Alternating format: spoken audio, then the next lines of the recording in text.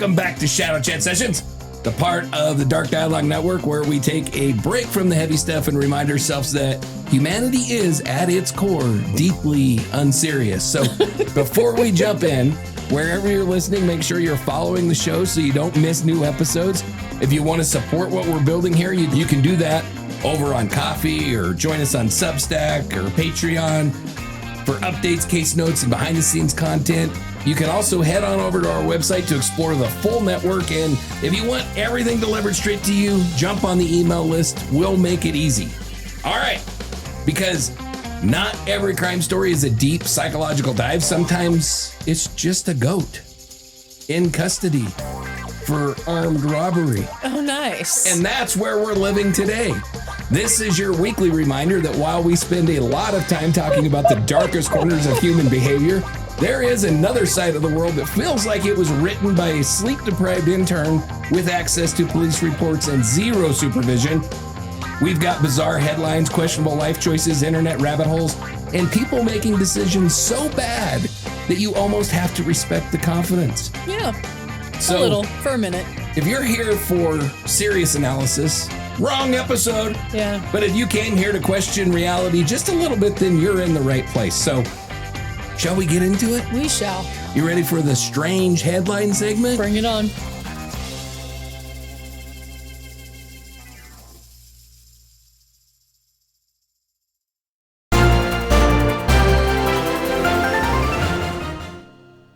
In 2009, Nigerian police made international headlines after reportedly taking a goat into custody for attempted armed robbery. I because was slightly hoping that you were not serious a moment ago. Vigilantes claimed that the suspect had used black magic to transform into the animal. So let's set the scene, because this somehow gets worse the more context that you add to the story. So January 2009, Great. Kwara State, Nigeria, a group of local vigilantes, basically community enforcers, claimed that they caught two men attempting to steal a Mazda 323. One suspect allegedly escapes. The other does not get away. According to the vigilantes, the second suspect used black magic, or juju, to transform himself into a black and white goat to avoid capture. Now, instead of saying, hey, maybe we lost him, they go full Scooby-Doo villain logic and drag the goat to the police station. And here's where this becomes art. Police do not immediately shut this down. They don't say, this is a goat. They don't say, you people need a nap. No, they issue a statement confirming that the goat is, quote, in custody while they investigate the alleged robbery, which means for at least a brief window in human history, there was a real-world police report that essentially read, suspect goat, charges, armed robbery, status, detained. Eventually, officials clarify very gently that they cannot scientifically confirm the goat is a human suspect, and they're basically just holding it until someone comes to claim it. But by then, it's too late. The headline is out. Reuters picked it up. The internet does what the internet does, and now forever, this goat is part of criminal history. And to be clear, this wasn't satire. This came out of real cultural intersections where beliefs in transformation, magic, and crime narratives sometimes overlap, but none of that makes it less insane to picture a goat sitting in custody like, I'd like to speak to my attorney. Bah. I have a slightly bigger problem. What? I wanted to see said goat. So I go to Google, and autofill has given me something to have a little bit of worry about. Goat stealing Mazda in, and I only got to N because I was going through Nigeria. It brings up Nebraska, New Vegas, New Mexico, Nevada, New Zealand, Norman, Oklahoma. I don't know. Are we having a goat problem? A goat problem? Possibly. Okay. Continue. Ready for my take? Yes, take it. This is what happens when your investigation strategy is, we're just going to go with whatever the loudest guy says. Imagine being the officer assigned to this. You trained for years. You studied procedure. You learned chain of custody. And now your job is to book a goat. Do you fingerprint it? Do you read it its rights? Do you put it in a lineup with other goats? Hoof print. Can you identify the suspect? Witness points confidently to goat number 3. And somewhere in that station, there had to be one cop, just one, staring at the situation and thinking, this is not what I signed up for. Also, let's be honest. The real criminal here is the Mazda 323. Nobody transforms into livestock over a luxury vehicle. So if a goat is, quote, in custody, does that technically make it the goat of criminal suspects? Wah, wah, wah. Look at him. He's so cute. He's a goat. So what charges would actually stick in court? Loitering, resisting arrest, eating the evidence? Eating the evidence. Yeah. I'd like to know how in the hell they kept him in custody, because I had goats. And those little bastards are the escape artists of all escape artists. They can get out of anything. I'm telling you what. It shows bars. Yeah, well, they can get out of bars. Trust me. So if you're the defense attorney, how do you even begin that opening statement? All right, you ready for the conspiracy corner? Yes. A document published in the early 1900s claimed to expose a secret global conspiracy, but was later proven to be a plagiarized, fabricated hoax that somehow still convinced millions of people that it was real. All right. So this one starts off sounding like your standard conspiracy story. Secret meetings, shadowy elites, global control, but very quickly turns into one of the most blatant copy-paste frauds ever taken seriously. In the early 1900s, a document called the Protocols of the Elders of Zion began circulating in the Russian Empire. It claims to be the minutes from secret meetings of powerful figures plotting to control governments, media, finance, basically the entire world, which, if you've ever been on the internet for more than 12 minutes, is going to sound familiar, but here's the problem. It's fake, completely fake, and not even in a clever way. Investigations starting as early as 1921 showed that huge portions of the secret document were straight up lifted from an 1860s political satire, not inspired by, not loosely based on, literally copied, word for word in places. So what you have is essentially a conspiracy document about world domination that was built using plagiarized fan fiction. And despite being exposed repeatedly, publicly, definitively, it still hasn't gone away. It's spread globally. It's been printed in newspapers, pushed by influential figures, used as evidence by people who either didn't know or didn't care that it had already been proven false. And that's the part that makes this less of a conspiracy and more of a case study in how badly people want simple answers to complicated problems, because the structure of it is almost reusable. Economic crisis must be the secret cabal. Political instability, cabal. War, cabal. Stub your toe on the coffee table, believe it or not. Damn that cabal. Also cabal. It becomes a template, a fill-in-the-blank explanation for literally everything. My take? This might be the laziest conspiracy document ever created. And not because it was false. We've got plenty of those, but because whoever made it didn't even bother to write it. They plagiarized it. Imagine trying to take over the world and your master plan is built like a middle school book report. Yeah, I'll just copy this guy's homework from 1864. Nobody's going to notice. And somehow people didn't. Or worse, they did, and they just said, yeah, but I like this version better. That's the real takeaway here. Not that people were fooled once, because that happens. It's that it kept working, even after the answer key was handed out. Also, if you're running a secret global organization, maybe don't publish meeting notes. Just a thought. So at what point does a conspiracy stop being a theory and just become extremely committed fan fiction. This one. Are you familiar with this? Are you familiar with this? No, I have no idea. So I fell into this hole. I did. I mean, I fell into the hole. There's a billion YouTube videos on this shit. Did you stub your toe first on the cabal? No, yeah. Okay. So there's a billion YouTube videos on the whole protocols of Zion, and you're like, holy shit, wow, this is. And then you get to researching, and you're like, oh, well, it's all a bunch of made up shit. I just don't understand how it continues to perpetuate. Well, YouTube has a lot to do with it. Yeah. But yeah. If something is proven false multiple times and it still spreads, is the problem the document or the audience? Common denominator, carry the one, audience. 100%. So what's the modern version of this?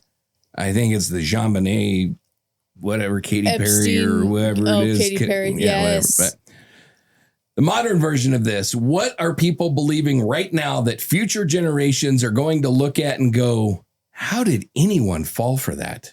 You're right. It's the Jean Bonnet. Or the flat earthers. I mean, the flat earth one is huge. Basically, pick any of this famous person was removed and replaced by this clone. I mean, I'm a conspiracy theorist. I believe in a lot of conspiracy theories, but some of these are so insanely stupid that I don't understand how people fall for them. I know. All right, some of them want to. They just want to fall for it. I think that's what it is more than anything. So you ready for the Reddit or internet rabbit hole? It's kind of growing because I'm running out of Reddit rabbit holes. So it's just becoming, well, interesting ones. Like, oh, gotcha. Okay. I mean, some of these Reddit rabbit holes are so, who the hell can talk about them in any entertaining fashion at all? Like, there's some freaking dumbass ones. People that spend hours and hours and hours looking at different wallpaper patterns and shit. Like, those are actual Reddit rabbit holes. Really? Yes. Okay. But you ready for the Reddit internet one? Yes. So a long-running online news network run by a creator known as DAHBO07, Dabu7, presents global events through a constant conspiracy lens, creating a version of reality where everything is connected, nothing is random, and absolutely nothing is what it seems. All right, imagine turning on the news. Now imagine that instead of the headlines like storm hits the Midwest or market fluctuates, every single story is framed like this. This isn't a storm. This is engineered. This isn't inflation. This is planned collapse. Mm-hmm. That plane flying overhead? Yeah, that one's watching you. Welcome to Underground World News. This is a multi-platform operation run by an online personality known only as Dabu7, who has built a pretty sizable audience over the years by doing one thing consistently, taking real-world events and connecting them into one massive ongoing conspiracy narrative. Natural disaster? Not natural. Economic issues? Coordinated. Military aircraft overhead? Definitely not coincidence and possibly circling his house specifically. And the key here is volume. There's always something happening, always a new connection, always another, they don't want you to know this kind of moment, which creates this constant loop where the world isn't just chaotic, it's controlled chaos. And if you drop into one of these streams cold, it feels less like you're watching the news and more like you accidentally walked into the middle of a conversation where everybody already agreed on the premise. No sourcing, no verification, just a rapid fire chain of what if this connects to this, which connects to this, which proves this. And the wildest part, it works because when everything is framed as intentional, your brain starts looking for patterns everywhere. And once you start seeing patterns, it's really hard to stop. My take? This is what happens when your entire editorial policy is, yeah, but what if it's all connected? At some point, you stop reporting the news and you just become the guy with the corkboard and the red string, except now the corkboard is the internet and the red string is Wi-Fi. Also, my favorite part of this whole thing is the personal surveillance angle. Like military aircraft are flying missions and they're like, hold on, divert the jet. Dave's live streaming again. That's the level of main character energy that we are dealing with here. And look, I get the appeal. It's way more interesting to believe there's a hidden master plan than to accept that sometimes things just happen. But if everything is a conspiracy, then nothing is. You've just rebranded the chaos. So at what point does connecting dots turn into just drawing new dots? Sounds about right. Have you heard of this guy before? No, I have not. It's quite interesting. You're good at finding things I haven't heard of before. I try. I find shit I have never heard of before, that's for sure. So why is everything is connected more appealing than some things are just random? Mystery. I mean, like I said, I'm a conspiracy theorist. I believe in a lot of conspiracies, but I get so annoyed with this shit of everything is a conspiracy. Every single thing is a conspiracy. And it's all connected. Every mass shooting, everything that happens is all part of the conspiracy. Mm-hmm. It gets very hard to swallow. Yeah. So if someone truly believed that they were under constant surveillance, why would they live stream it? Right? Damn it, Dave. Damn it, Dave. All right, you ready for the dipshit's diary? Yes.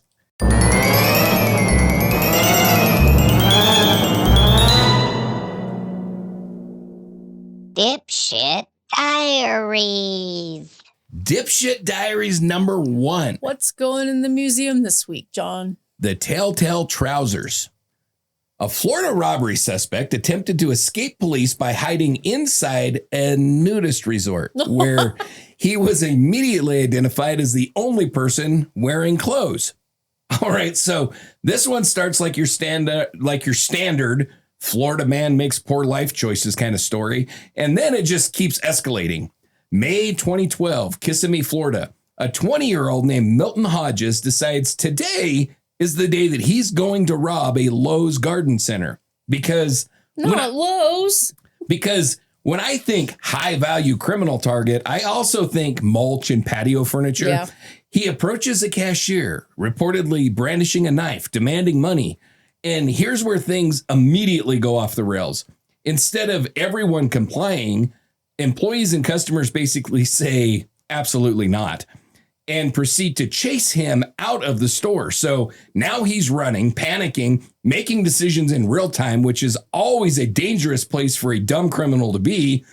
Now, during the escape, he punches a guy in a pickup truck who tries to block him because at this point, why not add assault to the list? Yep. And then he sees a wall. He climbs it. He drops down onto the other side and he lands inside a nudist resort. Not near one and not adjacent to one, fully inside Cypress Cove Nudist Resort and Spa, a clothing optional community where people are just living their lives completely nude, enjoying the Florida sunshine. And now here comes Milton, fully clothed, sweating, armed, stealing a golf cart. Yes, he allegedly carjacks a security guard's golf cart and continues his escape through a nudist resort like it's a GTA side mission no one programmed correctly. Meanwhile, police arrive, and this is where the story ends instantly because in a place where nobody is wearing clothes, guess who stands out? Yeah. The one guy in pants. He is quite literally the most identifiable suspect in the state of Florida at that particular moment. Deputies do not need descriptions. They don't need a lineup.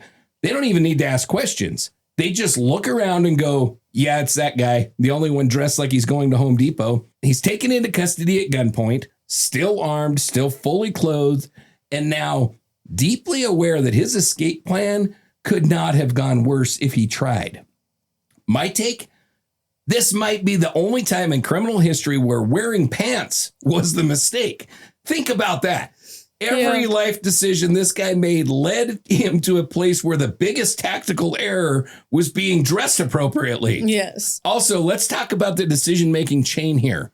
Rob a Lowe's, get chased out by customers, punch a random guy, climb a wall that you can't see over, land in a nudist resort, steal a golf cart, continue fleeing while fully clothed. At no point did he stop and think, maybe this isn't going well. Yeah. And I just feel bad for the people at the resort. You're having a relaxing day, minding your own business, And then suddenly a fully clothed man with a knife is speeding past you on a golf cart. Like, don't mind me, just ruining the vibe. Also, imagine being the officer writing that report. How did you identify the suspect? Well, he was wearing pants. Case closed. So, is this the only scenario in human history where blending in required less clothing? It's got to be. It's got to be one of them. And I do have to say, I'm pleasantly surprised it has nothing to do with an ambulance this time. Nothing to do with an ambulance or a Waffle House. Or a Waffle House. So at what point in this escape do you realize you've made a catastrophic series of life decisions? I would, if it were me, prior to climbing the wall. Yeah, I think it would be the point where you say, give me all your money, and everybody's like, get your ass out of here. Yeah, I might still try, though. But walls and me, no. Not so much. That's how you stop me, walls. So if he had committed to the environment, does this somehow become a harder arrest? It might. It might. It might. Yeah. Okay, we're ready for Dipshit Diaries number 2, the Molotov misfire. Sure thing. A Florida man attempted to firebomb his neighbor's trailer during a dispute, but instead set his own home on fire, leaving himself arrested and homeless in one move. So yes, we are back in Florida because, of course, we are. I know a colony he can join if he's not wearing pants. Right? Yeah. Early 2009, Bithlo, Florida, a place where apparently neighbor disputes don't end with passive-aggressive notes. They escalate to full-blown arson attempts. Enter Craig Allen Allisworth, 51 years old, who is in an ongoing feud with his neighbor. Now, most people handle neighbor disputes like adults. You argue, you complain, maybe you call the police. Craig? No, Craig goes straight to Molotov cocktail. No middle ground. That's not where we're supposed to go? No escalation ladder, just, all right, we're doing firebombs now. So he builds one. Homemade incendiary device, glass bottle, flammable liquid, the whole thing, and he throws it at his neighbor's trailer. Plan is destroy neighbor's home. Outcome? Physics has other ideas because, well, wind exists and fire tends to spread. So instead of igniting the neighbor's property the way that he intended, the flames and the embers loop right back and catch his own trailer on fire. So now, instead of standing there like a victorious supervillain, he's watching his own house burn down. And here's the best part. This isn't a mystery to investigators. There's no long forensic process, not months of detective work. They show up, they look at the scene, they follow the very obvious trail of guy who threw fire equals guy whose house is now on fire and go, yeah, we've got him. It can't be him. He's arrested for arson. And when he's done being booked, he no longer has a home because it burned down. My take? This is what happens when your criminal plan doesn't account for weather. You built a firebomb and you forgot about wind. That's like planning a bank robbery and forgetting that doors exist. Also, there's something almost poetic about this. You're so angry at your neighbor, you decide to destroy their life, and instead, you accidentally speedrun destroying your own. That's not just failure, that's efficiency. And I love that there was probably a moment, just a brief second, where he throws it and thinks, yeah, that'll show him. And then immediately, oh shit. Also, can we acknowledge the level of commitment here? You had to gather the materials, build the thing, light it, throw it. And at no point in that entire process did a single thought sneak in like, hey, what if this goes badly? Because it didn't just go badly, it went perfectly wrong. So is this the fastest that anyone has ever turned themselves into both suspect and victim in the same crime? So far. I love this story. So far, I'm going to think yes. Unfortunately, I think his neighbor's house also burned. Oh, man. I was really hoping that it like bounced off the neighbor's house and only burned his, but yeah. So at what point do you realize you've just burned down your own house? Is that before or after the panic sets in? I can't answer that. Panic is always there. Yeah, this is true. So should understanding wind direction be a required life skill before attempting literally anything? Yes, it should be taught in schools, yes. I agree. Especially Florida, apparently. I think there's a lot that needs to be taught in Florida. I know. All right, you ready for Dipshit Diaries number 3? Yes. P.S. Nobody move. An Ohio man attempted to rob a bank. Just waiting for you to say Florida. An Ohio man attempted to rob a bank, fainted mid-robbery, called for medical help, and then, while waiting for the paramedics, decided to go ahead and rob the bank anyway. All right, Beaver Creek, Ohio. April 2012. 39-year-old man Robert Strank walks into Huntington Bank ready to commit robbery. Simple plan. Walk in, demand the money, leave. Except before he even gets to the part where he actually does the crime, he passes out, just drops mid-attempt. Now, at this point, most people, most rational human beings would say, okay, maybe today is not the day. Maybe go home, drink some water, reevaluate your life choices, but not Robert, because after regaining consciousness, he either asks for help or the staff calls for him, and now there's a 911 call in progress. Paramedics are on the way. The bank is fully aware that something is wrong. Everyone is looking at him. This is objectively the worst possible moment to commit a crime. And Robert thinks, yeah, now's the time. So while waiting for medical assistance, he hands the teller a note demanding cash, just casually, like this is still a viable plan. Like the ambulance that is actively en route is just unrelated. So now the situation is suspect fainted, 911 already called, first responders en route, everyone's on alert, zero elements of surprise, and he's like, let's run with it anyway. Yes. Paramedics arrive, they check him out, make sure he's alive, and then immediately hand him over to police, not as a patient, as a suspect. He is literally escorted out of the bank, not to the hospital, but into custody. My take, this is the criminal equivalent of your body hitting the emergency brake and you just overriding it. Your brain and your body had a full system shutdown.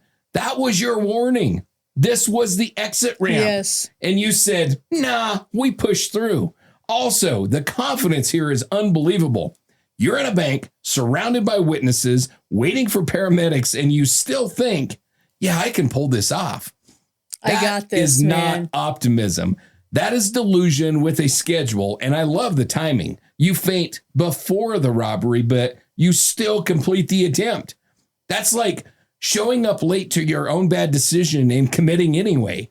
Also, imagine being the paramedic. You get the call, medical emergency at the bank. You show up and they're like, yeah, he's fine. Also, he tried to rob us. Cool, great. Love that for everyone. So if your body literally shuts down before committing a crime, is that a sign that you should maybe not commit the crime?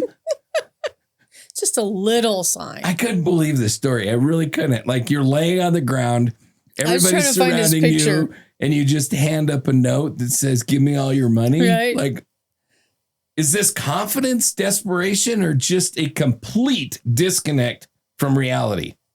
All of the above. I think so, in too. a terrible mix. And I was trying to find a picture and I can't. I'm so sorry. I need to know. At what point does commitment to the plan become refusal to accept reality? Calling 911. Yeah, I mean, I think when you make the decision to reach in your pocket and pull out that note anyway, you've pretty much denied reality. There's some ballsy moves there. All right, you ready for our weird shit section? Oh, always.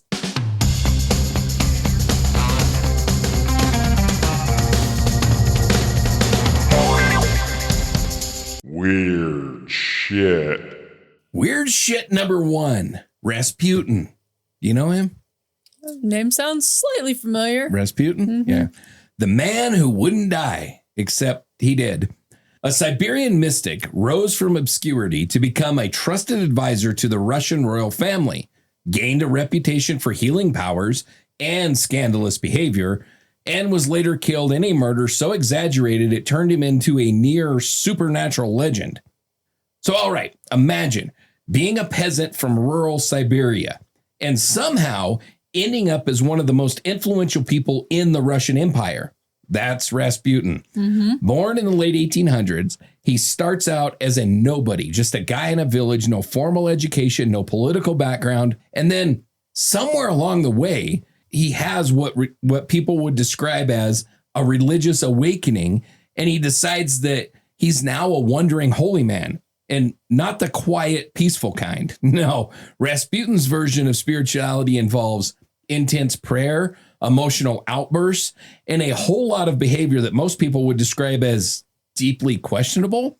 He builds a reputation as a mystic and a healer, which eventually gets him introduced to the Russian royal family, the Romanovs. And this is where things get weird.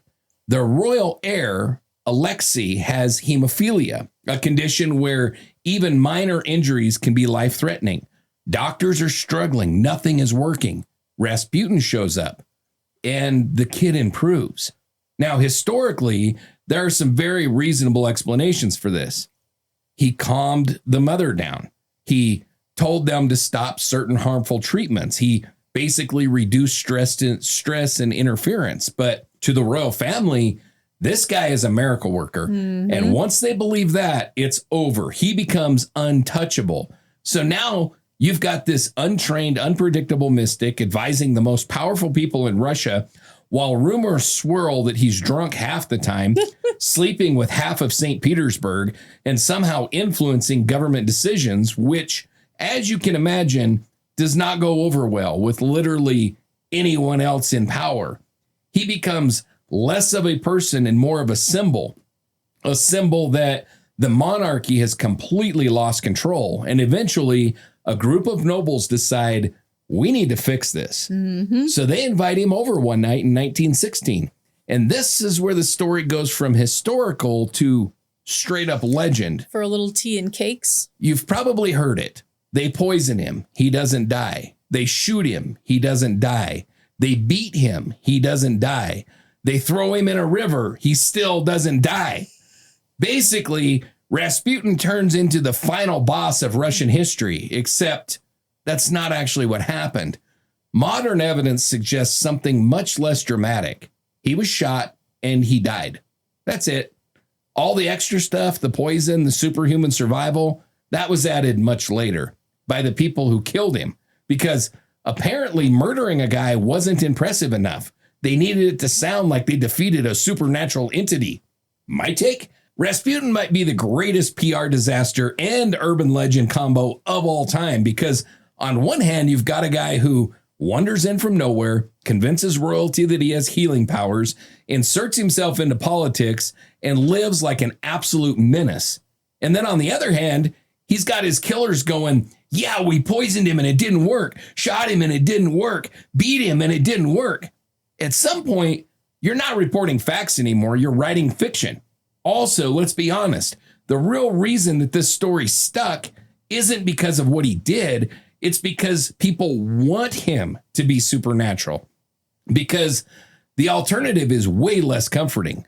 That one extremely persuasive, chaotic human being can walk into the highest levels of power and just start influencing everything. No magic required.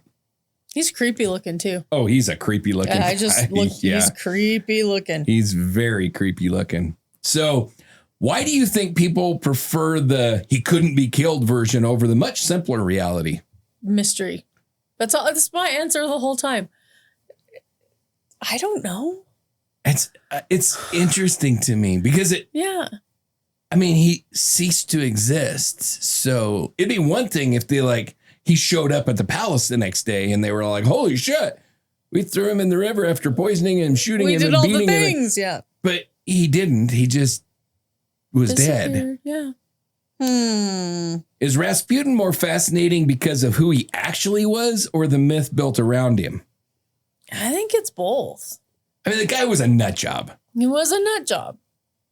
But the fact that he was able to build something that people believed out of nothing. So is Charlie Manson. This is true. And they kind of look a little bit alike. He has quite a bit more facial hair than old Charlie did. Quite a bit more. I mean, those eyes, though. Yeah, he's something. You know, I almost lost my mind the other day because someone asked me who Sharon Tate was, and I was like, what? Oh, really? Yeah. Wow. I was like, well, I mean, please tell me. It wasn't April Fool's yet. So I was like, please tell me you're joking. No, I really don't know who it is. I have not done my job. I mean, it is another generation for sure. That was a long time ago. It was 1968, I believe. 68 or 69. I can't remember, but that was a long time ago. Yeah. So how different does history feel when you realize some of its most legendary moments were heavily exaggerated? It feels the same as now. Right? Yeah. Nothing's changed. Nothing's changed. The cabal or solar flares. All right, you ready for weird shit number 2? Yeah. Our cryptid section. Woohoo! Love this one. The Hopkinsville Goblins. In 1955, I'm assuming you haven't heard this one. I have not. In 1955, 2 families in rural Kentucky claimed their farmhouse was surrounded for hours by small, glowing-eyed creatures that shrugged off gunfire, launching one of the most famous alien siege cases in American history. August 21st, 1955, rural Kentucky. Picture a quiet farmhouse, middle of nowhere, nighttime. Everything is normal until one of the men steps outside and sees something streak across the sky, bright, fast, and low, which is already a bad start because historically nothing good ever follows the sentence, I just saw something land in the field. Mm-hmm. Shortly after that, things start showing up. Small figures about 2 to 4 feet tall, big glowing eyes, long arms, clawed hands, pointed ears. Basically, if you describe them to a sketch artist, you'd end up with something halfway between an alien and something that definitely lives under your porch. They approach the house. Apparently it's baby blue. And this is where things escalate immediately. The families inside, 5 adults, 7 kids, say these things start appearing at windows, peeking in, popping up on the roof, moving around the house like they're testing entry points. So the adults do what rural Kentucky adults do in 1955. They grab their guns, rifles, shotguns, everything available, and they start firing. Direct hits, and according to them, nothing happens. No blood, no bodies, no injuries. Just a metallic ping, and the creatures fall back, disappear, and then come right back. Again and again for hours. This isn't a quick sighting. This is a full-on siege scenario. Eventually, they've had enough. They pile into cars and they drive to a police station. Multiple adults and children, clearly shaken, saying, we've been fighting them for 4 hours. Now, law enforcement takes this seriously because there's multiple witnesses, active gunfire, claims of attackers. Police, state troopers, even military personnel respond. They search the property and they find spent shell casings, bullet holes all over the house, physical damage consistent with something happening, but no creatures, no tracks, no craft, no evidence of anything that was actually being shot at. So now you've got a situation where something definitely happened, but whatever they were shooting at, gone. My take? This might be one of the most aggressively American alien encounters of all time. No probing, no communication, no analysis, just you show up on my property and I'm shooting you. And I respect the consistency, but here's what kills me. They didn't fire once or twice. They fired repeatedly over hours, and at no point did anyone go, hey, maybe we're not hitting anything. Also, the metallic ping detail, well, that's straight out of a cartoon. You're telling me you shot an alien and it made a ping sound. Ding. What is this, Looney Tunes? Yes. Now, the skeptic explanation says owls, great horned owls, big eyes, reflective, weird movements, can look humanoid in low light, which is fine until you realize that that explanation requires people to believe that a group of adults with firearms held off a coordinated owl assault for 4 hours. Ooh. And at that point, I don't know what's worse, aliens or the tactical owls.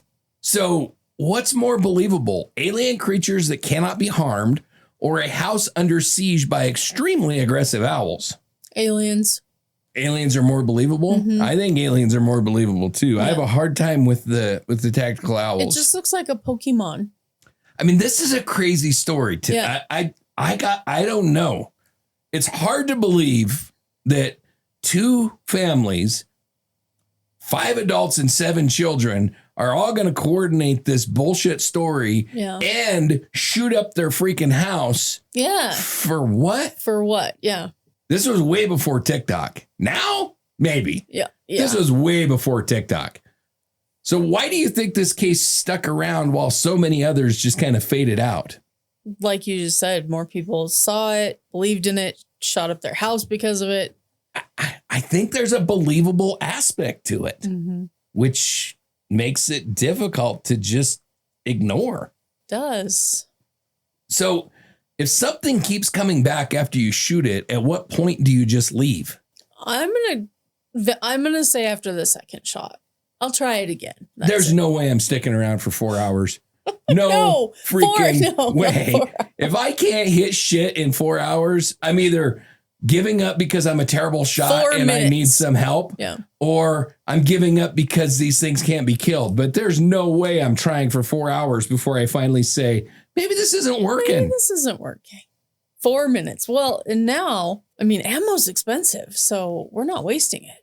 That's for damn sure. All right, you ready for weird shit number 3? Yes. The paranormal one. I thought that was number 3. No, it was number 2. My goodness. The undead baker of Brittany. A medieval French legend tells of a dead baker who kept rising from his grave, returning home to knead dough and terrorize his village until locals finally stopped him by breaking his legs. So let's go back to late medieval France. No electricity, no streetlights, no Wi-Fi, just vibes and apparently undead bakers. In this Breton village, a man dies, a baker, normal enough, except he doesn't stay dead. Not in a ghostly apparition kind of way. No, this guy is reportedly getting up out of his grave physically and going back home. And what does he do? Not haunt people. He doesn't whisper ominous warnings. He starts kneading dough, just like nothing happened. Like he didn't just die. Like this is just another Tuesday at the bakery. Now imagine you're his family. You buried him. You grieved. And then you walk into the kitchen and he's just standing there like, yeah, we're a little behind on the bread today. So naturally they panic. They leave. Word spreads. And now the entire village is dealing with a man who is dead, walking, and apparently still committed to his profession. But then it gets worse because he stops being passive. Now he's throwing stones at people, damaging houses, trying to set things on fire. So we've gone from undead baker with a strong work ethic to undead baker with anger issues. And here's the detail that really unsettles people. Witnesses say his legs are covered in mud, like he just crawled out of the ground. So the villagers do what medieval villagers do best. They dig him back up, and sure enough, the corpse in the grave has mud all over its legs, which in their minds confirms everything. This isn't a spirit. This is a body getting up and walking around. So they try to stop it. First, they bury him again with heavy stones. Doesn't work. He keeps coming back. So finally, they escalate. They break his legs, and then they rebury him. After that, he never comes back. My take? I love that this story proves one thing. Even in death, your job will still find you. Yes, it will. This man said, I'm done. And the universe said, no, you're not. Bread is not going to knead itself. Yes. It's time to make the donuts. The villagers' solution is incredible. They didn't question reality. They didn't investigate alternatives. They just went, all right, we're going to disable him. That's it. No exorcism, no priest, no ceremony, just break his legs, problem solved. And apparently it worked. I was going to say. Also, can we talk about how specific this is? He didn't come back to haunt. He didn't come back for revenge. He just came back to clock in. That is the most relatable haunting of all time. So what's more unsettling, a ghost or a physical corpse just continuing its daily routine? Physical corpse all the way. If this is true, This is one of the creepiest freaking things I've ever heard of in my life. And the fact that breaking the corpse's legs made it stop? Yeah. I mean, I would say there's a real possibility the guy wasn't dead, except he went back to his grave who goes every back night. to their grave? Yeah. I don't know. Why do you think medieval stories focus so much on physical undead instead of spirits? I don't know. I have nothing for that. I don't either. I don't know either. It's interesting. Yeah. So if your job followed you into the afterlife, what are you coming back to do? My job will follow me into the afterlife. And I will be booking tours. Yeah. Yeah. In the afterlife? Yeah. I quit. I will not be allowed. You will still see a bus around here with "Let's Go Travel" written on it, and think of me. The podcast ends with my death. That's all I'm saying. All right, you ready for weird shit number 4? Well, I don't know. You can carry on the podcast if you want, but No. me performing the podcast ends with my death. I will not carry it on. I've promised you one shebang afterwards, and that's it. That's it. Okay. All right, you ready for weird shit number 4? Yes. This one's cool as shit. Abraham Lincoln, cage fighter. Before becoming the 16th president of the United States, Abraham Lincoln built a reputation on the frontier as a nearly unbeatable wrestler. Though his legendary 300 wins, 1 loss record is more myth than documented fact. So we need to take a moment and reset your mental image of Abraham Lincoln, because right now you're probably picturing top hat, beard, serious face, giving speeches about unity and the nation. Now replace that with a 6'4" farm-built guy in the 1800s, throwing people into the dirt in front of a crowd, because that is also Abraham Lincoln. Wow. Before politics, before the presidency, Lincoln was out on the frontier in Indiana and Illinois, where entertainment was limited. So what did people do? They wrestled. And not like today, no mats, no refs, no weight classes. This was a catch-as-catch-can wrestling, which basically translates to grab him however you can and throw him to the ground. It's closer to a bar fight than a sport, and Lincoln was apparently very good at it. In New Salem, Illinois, he ends up facing the local champion, a guy named Jack Armstrong, who was part of a rough group known as Clary's Grove Boys. They were not casual competitors. These were the we fight for fun kind of guys. Lincoln steps in and beats the shit out of him. He doesn't just beat him. He earns their respect, which in that environment is basically like winning a championship belt. And from there, the stories start building. People talk about how he's incredibly strong, hard to throw, almost impossible to beat. And over time, those stories evolve, because history doesn't just record things. It has a tendency of inflating them. So eventually you get this stat floating around, 300 matches, only 1 loss, which sounds less like historical record and more like a UFC fighter's dream resume. Reality is a little less clean. We don't have a documented list of 300 matches. What we do have is consistent accounts that he wrestled for years. He was widely considered one of the toughest guys around, and he only has 1 confirmed loss, which is still insane. And somehow this version of Lincoln, the frontier grappler, gets completely overshadowed by, the whole save the Union thing. Yeah. My take, I love that one of the most important figures in American history was basically the toughest guy in the bar. So imagine trying to talk trash to Abraham Lincoln. You're like, I disagree with your political views. And he's like, that's fine. We can debate, or I can throw you into a fence. Also, the myth building here is classic. You start with, yeah, he was hard to beat, and it slowly turns into he fought 300 men and only lost once. At some point, Lincoln becomes less of a president and more of a legend you unlock in a video game. But honestly, it tracks, because on the frontier, reputation was everything. And if people said you were the guy that nobody could beat, that mattered. Also, can we acknowledge the alternate timeline here? If Lincoln were born today, there's a very real chance that he ends up in the UFC, and history looks completely different. Watch out, Chuck Liddell. So Why do you think stories about historical figures tend to grow into near myths over time?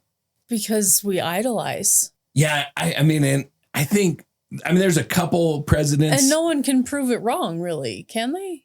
Well, I mean, it's pretty provably wrong, but, well, there's a couple presidents, only a couple really, that this kind of thing applies to. George Washington, Abraham Lincoln. Yeah. That's really all I can think of. You got chopping down the cherry tree and all that kind of stuff. And Honest Abe couldn't tell a lie. And but I think it has something to do with the fact that one was president at the founding of the nation and the other one was president at however you come out on the Civil War, conserving the nation or, whatever, ending slavery. But those are probably the two biggest events in American history. So I think that probably has something to do with it, but I don't know. I think Lincoln was a pretty badass dude. Yeah. So I know a lot of people who love Lincoln. Yeah. He's not my favorite president, but he's all right. He's an all right guy. Yeah, he's all right. He's good. Okay. Yeah. Which version of Lincoln is more interesting, the president or the frontier fighter? The frontier fighter. I think so too. His wife was a total freaking loon. The vampire slayer. I hated that freaking dumbass movie. I have never seen it. God, it was so stupid. Matter of fact, I shut it off. I was like, I just can't do this. I didn't think that I could do it, so I didn't try. But it's terrible. I am a little impressed that you tried. It's so bad. It is so bad. But you were saying his wife is a loon? Oh, his wife was an absolute lunatic. Yeah. She buried her kids. I think that probably broke her brain a little bit, but she was, and then she buried her husband, but she was a freaking loon before Lincoln was murdered. But Mary Todd was a trip. Mm. If modern politicians had to settle debates with wrestling matches, how different would things look? I would love it.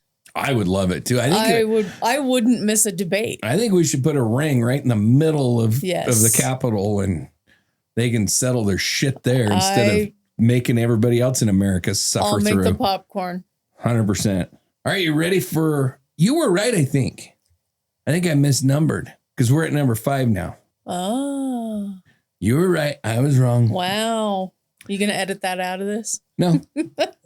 You ready for weird shit number 5? Yes. What is it? The state. It is the what? The state what? The state's cryptid. The state's. The 50 state urban legend tour. Urban legend my God, tour. woman, get on board here. Sorry, it's been a minute since we've done a shadow chat. And we are in California. California. The Char man. Heard of this one?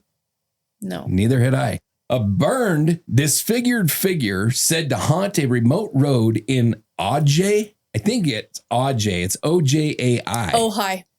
Ojai? Mm-hmm. Yeah, I speak English. Ojai, California. It's Ojai. Char man is a modern urban legend born from wildfire fears, local sightings, and decades of teenagers making very questionable nighttime decisions.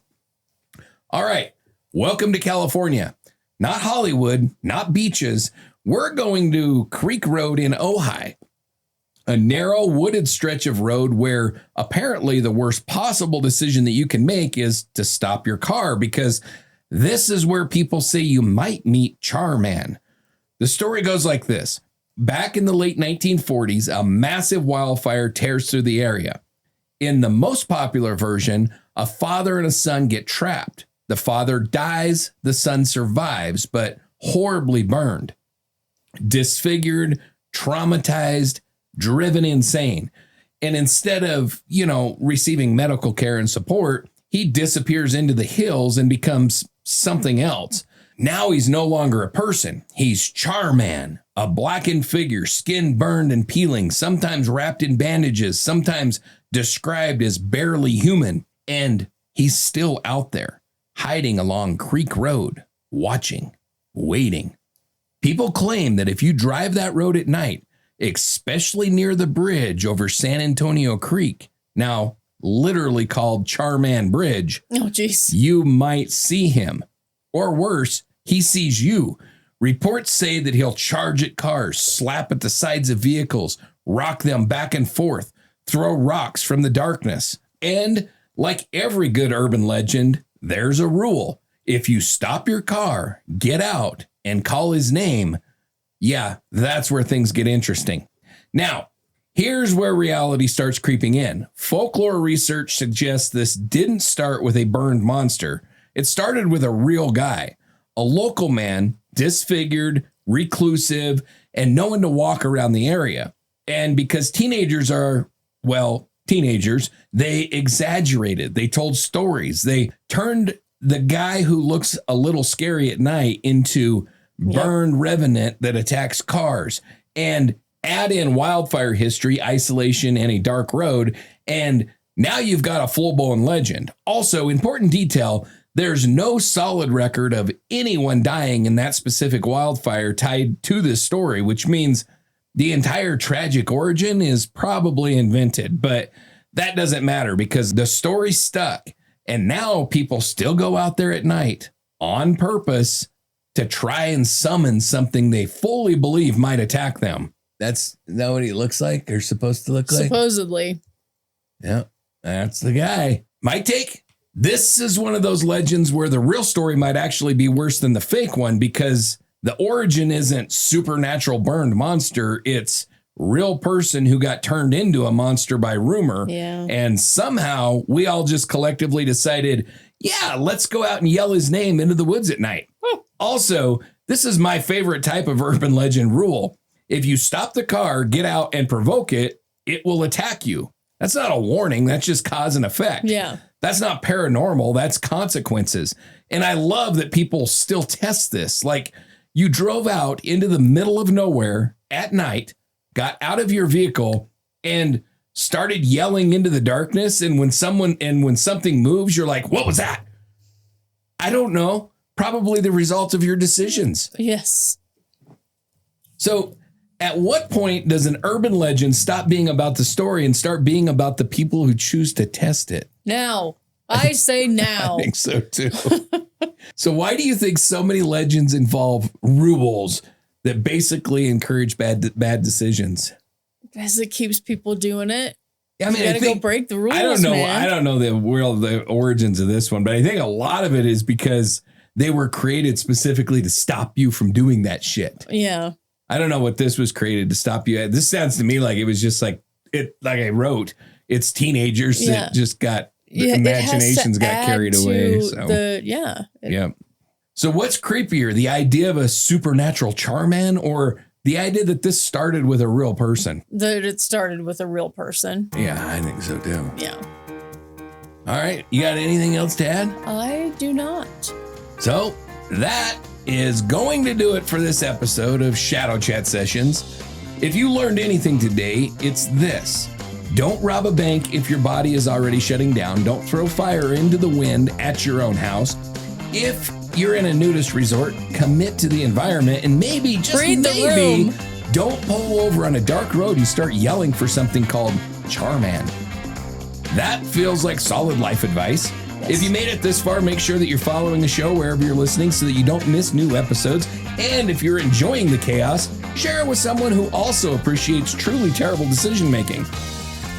If you want to support what we're building here, you can check out Coffee, join us over on Substack for updates, behind the scenes content, or head over to the website and explore everything happening across the Dark Dialogue Network. And if you want all of that sent straight to you, jump on the email list. We'll also keep you in the loop without blowing up your inbox. As always, we appreciate you being here.